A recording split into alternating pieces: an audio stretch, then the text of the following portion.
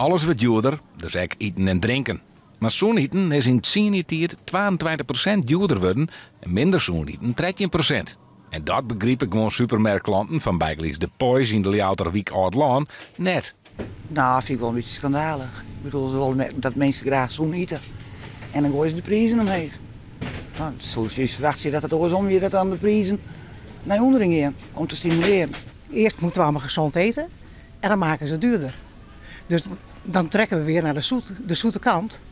Dus dan kan je beter dus de andere kant kiezen en dat wat goedkoper maken. Want jullie je toch wel wat leren terug de prijs? Zeker weten, ja natuurlijk, ja.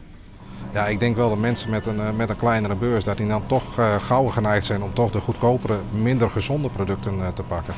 Dus spelen wel een rol dat marketing heel toek soms daarop inspelen? Dat weet ik wel heel zeker, ja. Suiker, ijs en snoep binnen volle goedkoper worden. Het is misschien ook wel makkelijker om een promoactie te houden voor drop als voor fruit.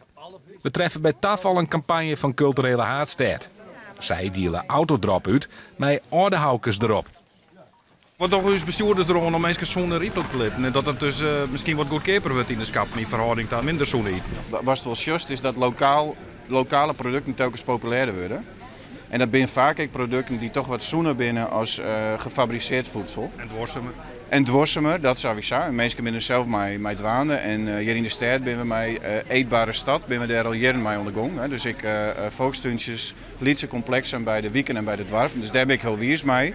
Dit is natuurlijk ook een dropproducent die bij u in de gemeente zit, in Jensum. Is misschien net altijd zoen, maar zo nou en dan ik wel even zondigje. En ze zijn echt heerlijk.